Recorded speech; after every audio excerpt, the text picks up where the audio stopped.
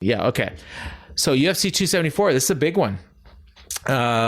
It is Charles Oliveira, Justin Gaethje in the main event, and obviously the co-main event is a rematch. Years in the making. Rose Namajunas and Carla Esparza. I believe Carla Esparza won the first ever strawweight title by beating Rose Namajunas, if I'm not mistaken, without even looking that up. Am I right on that one? Yeah. Yeah, and then and also Michael Chandler and Tony Ferguson. So yeah, we got a ton to talk about here. We'll go over the main card in detail, and then just kind of run down the prelims. But Charles Oliveira and Justin Gaethje. I mean, we've sung the praises of Charles Oliveira since the show started.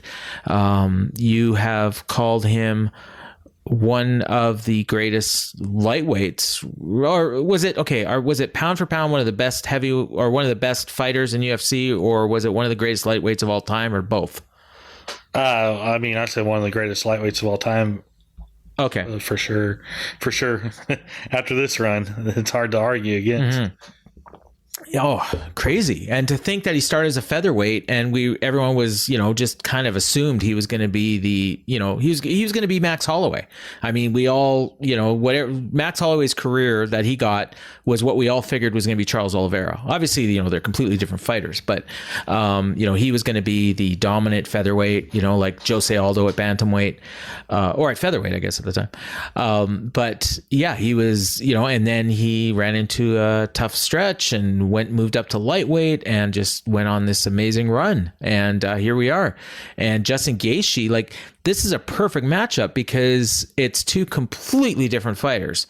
And those are the most intriguing, because usually you get a submission guy against a submission guy and they both just end up on the feet, or you get two sluggers and they decide to wrestle. And here it's they're going to have to do one of their games. And we'll see what happens. I'm just, for me, this is the first 6 months of the year, this might be my favorite title fight that that I was looking forward to. Yeah. I mean, Charles Oliveira is fantastic.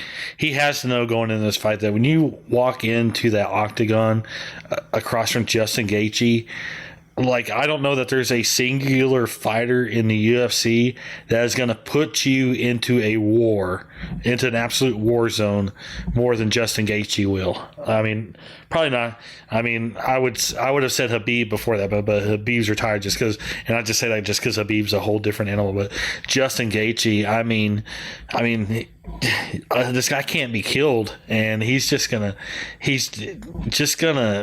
come at you ridiculous. And Charles Oliveira is going to need to be ready for that. He's going to need to be ready to be in a firefight from the moment that bell rings, and he's got to be ready to go 25 minutes, because we know Justin Gaethje is not, the most durable, the biggest heart, the toughest chin to crack. I mean, it's been cracked, but it's tough. It's still tough. I mean, you have to land shots that would, knock down buildings to finish Justin Gaethje. And I don't know that even with, I don't know that Charles Oliveira will be able to get his submission game going, but he might. I mean, Justin Gaethje is very hard to take down, but Khabib was able to get him down and submit him. And Charles Oliveira is just as great, if not better, at submissions than Khabib. He doesn't have the wrestling that Khabib does, but he's a better submission artist. I mean, he's the most gifted submission artist in UFC history, and the best finisher in UFC history. Most finishes, most submissions, most performance bonuses. Justin Gaethje has more performance bonuses than he has UFC fights. I mean, we're guaranteed fireworks in this fight. How can you look at this and not have anything but what I call, this is going to sound a little sexual, but what I call a fight boner. If you don't have a fight boner for this fight, I don't know what else would give that to you, because this is just an absolute perfect matchup, and I'm glad it's for a title. And it may not even end up being the fight of the night, when we look at what's underneath the two title fights. But you know what? If it's not the fight of the night, then something wrong happened in that fight. Something wrong happened, or something great happened. One of the two. That means we had a really freaking awesome night of fights. If it's not the fight of the night, but yeah, so for me, I kind of see this. At some point, I think Gaethje knocks him down.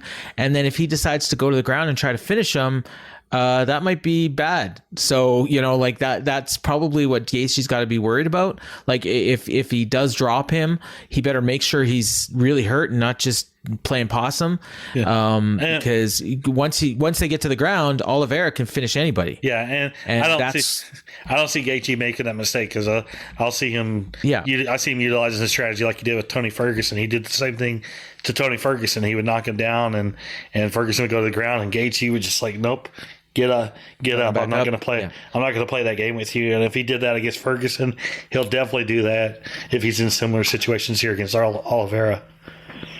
But Oliveira is going to be trying to get it to the ground, and whether that means, grabbing his leg or whatever. And the thing is, like, Oliveira can hit too. Yeah. So, I mean, if it's a case of, he might drop Geishi. Yeah. I mean, Geishi got tagged by Chandler quite a few times. And he got finished by Poirier in the past and Eddie Alvarez in the past. And you can't discredit Charles Oliveira on the feet, because his striking is really good too. And he's got knockout power as well.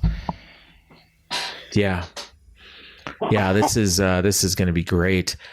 And then in the co-main, Rose Namajunas, who is, on the run of her life, not quite as long as Charles Oliveira, but, she's got the 2 wins over Weili Zhang, the KO of the year in 2021, and then, split decision, which, I think, that was a rightful win. I mean, I saw some people thinking that Zhang won, but, and split decision over Jessica Andrade. So, that is honestly, if she gets past Esparza, I think she's probably looking at Andrade next, third fight there, because she lost to her once and then got a split decision win. But Carla Esparza is someone that a lot of people wrote off, me included, because I said, like, when she won the title, it was because they didn't have the best strawweights in UFC in that tournament at the time. And then she went out and, fought Joanna Jędrzejczyk in her first title defense and got destroyed. And to where everyone was calling Joanna Jędrzejczyk the best striker in UFC, like any weight class, because of how thoroughly she dominated Esparza. But, she, and then she went on to, she lost 3 out of her next 6 fights, and then got on a great roll, and she's won 5 in a row now, and is very much the rightful title contender for Rose Namajunas, and she's wanted this rematch for years, and we're going to get it here on a super big show in I didn't even mention where the show is. It's Phoenix. I was gonna say Phoenix. I'm looking at the thing I'm looking at doesn't even say where it is, but I thought it was Phoenix. Yeah, the Footprint Center in Phoenix. So fans, yay. Again, I'd be lying if I said I was looking forward to as much as the main event, but this, to me, and I know I'm not the UFC pay-per-view buying public at large. To me, this would be a main event. Like, it obviously wouldn't be, but to me it would be. Yeah, it's definitely an interesting fight because Esparza has the win over Rose, and I don't see this fight going the same as that one, because that one at a time I think that was like Rose's 5th professional fight, and she went through the tough house just like Esparza did, but Esparza was the clear favorite going into that show with that cast, and she did her job and won the title, and Rose only got better from there, and she's been just a completely different fighter for the last really 4 years, really the last 5 years, post, and that fight happened all the way in 2014. So we're talking about 7.5 years since they first fought. Esparza, I'm glad they came to their senses and actually gave her the title shot, because I know she's not the biggest name in that division, but she was the most deserving, and it's good also on Rose that Rose pushed for it, and it's an interesting fight. I just don't see any way Rose loses this fight. She's just improved so much, whereas Esparza's always been good. I don't know that she's gotten better, but I don't know how much better she has, but she's definitely not gotten as good as Rose since that first fight. No, I agree. And again, I really looking forward to this. And I've mentioned it. I don't even know if I said the names of the fighters that were fighting, but in the third fight, we got Michael Chandler and Tony Ferguson, who, both obviously Ferguson's coming off, some bad losses, and Chandler, with the loss to Geishi in the fight of the year last year. I think this one is there for Chandler to win. Ferguson, I've seen enough from Ferguson to think that you can't necessarily count him out, but if he beat Michael Chandler, it'd be a huge upset. Yeah, I think it'd be a huge upset, but I think this is the test to see if the Tony Ferguson we've seen in his last 3 fights, if he's done, or if that guy is done. If he's done, and if he gets finished by Michael Chandler here, or it's a brutal beating, then yeah, he's done. The only thing left for him would be a punching bag for Conor McGregor. But it's also a big fight for Michael Chandler because he comes in with all this hype from Bellator. Almost got a title shot in his first fight, but his first fight he finishes Dan Hooker, gets a title fight, and now he's coming off 2 straight losses. Granted, it's to the 2 guys in the main event, Oliveira and Geishi. If you're going to lose to 2 guys, that's 2 pretty big names to lose to. But these are 2 guys really in a must-win situation here because neither one of them can afford a loss, especially Ferguson, because that would be just the end of his career probably. But even Chandler, I mean, you don't want to lose 3 straight after being hyped as this big signing from Bellator. So very important fight for both of them. And it's sad too in a way because you talk about that with Ferguson and I agree, but then when you look at the names, I mean, he lost to Beneil Dariush by decision. I mean, he got destroyed, but he went the distance. He lost to Charles Oliveira by decision, and he got knocked out by Justin Gaethje in the 5th round. Like, that's the champion, the number 1 contender, and a guy that's in the top 5. So it's not like he's losing to tomato cans. Yeah, on the flip side though, he was not competitive for a single minute of those fights at all. So correct. So he's not a contender, but he's not washed up either. Yeah, I mean, as far as we know. Yeah, he's losing to good guys. He still might beat guys. He's losing to good guys, but he was dominated in all those fights, yes. and he might be washed up. We'll find out for sure. He might be. He might be. And I mean, but if he beats Michael Chandler, then all of a sudden you look at these fights and say, okay, like, he's not going to beat the champion or the top contenders, but he might be a guy that hangs around, the bottom half of the top 10 for the next couple of years. Yeah. I wouldn't put money on that, but I'm just saying it's possible. This is a weird one in the sense that I could also see a situation where the winner of this fight fights Dustin Poirier or Conor McGregor, and at the same time, you can say the same thing for whoever loses. Loses this fight could fight either one of those 2 next. So it's a weird one. The loser could end up with a bigger fight. Yeah, in a way. I mean, if you want to look at it that way, I mean, a bigger fight in terms of money, not necessarily rankings. But, exactly.